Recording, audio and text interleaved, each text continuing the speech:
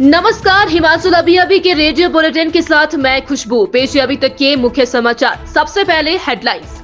शिक्षा विभाग में कार्यरत 17,899 महिला कुक कम हेल्पर को भी मिलेगा 180 दिन का मातृत्व अवकाश। अफगानिस्तान के रास्ते से अवैध रूप से आयात हो रहा ईरान का सेब, बोले राठौड़। बिलिंग जाने वाले रास्ते पर युवक और युवती के शव मिले। बद्दी पहुंचे सेंटर फोरेंसिक एक्सपर्ट, फैक्ट्री विभाग की कर रहे जांच। परिजन बोले प्रबंधन ने जनवरी की सैलरी भी नहीं दी।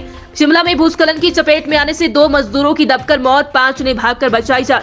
अंतर्राष्ट्रीय किक बॉक्सिंग चैंपियनशिप में दम दिखाएंगे हिमाचल के अखिल ठाकुर। अब समाचार विस्तार से। सीएम सुखविंदर सिंह सुक्खू ने कहा कि समाज का समग्र विकास तभी संभव है जब कमजोर और पिछड़े वर्ग के साथ महिलाओं और बच्चों का भी समावेशी विकास हो। उन्होंने कहा कि वर्तमान राज्य सरकार इन वर्गों के विकास के लिए पहले दिन से कार्य कर रही है। मातृ एवं शिशु स्वास्थ्य की दिशा में कार्य करते हुए राज्य सरकार ने शिक्षा विभाग में कार्यरत 17,899 महिला कुक कम हेल्पर को मातृत्व लाभ अधिनियम 1962 के तहत 180 दिन का मातृत्व अवकाश प्रदान करने का निर्णय लिया है। उन्होंने कहा कि महिला कुक के लिए शिक्षा विभाग में पहले इस तरह का कोई प्रावधान नहीं था।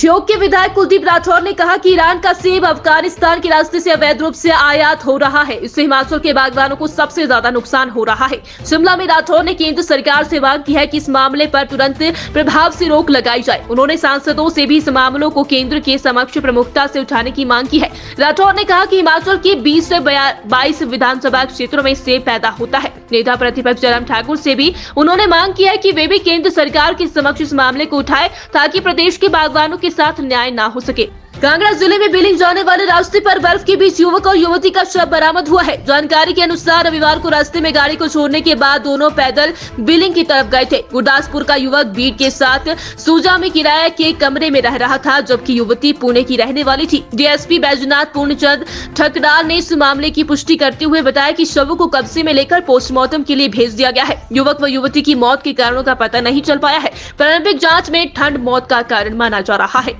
शेष समाचार ब्रेक के बाद। आपके स्वास्थ्य का प्रहरी श्री बालाजी हॉस्पिटल, कांगड़ा, हिमाचल।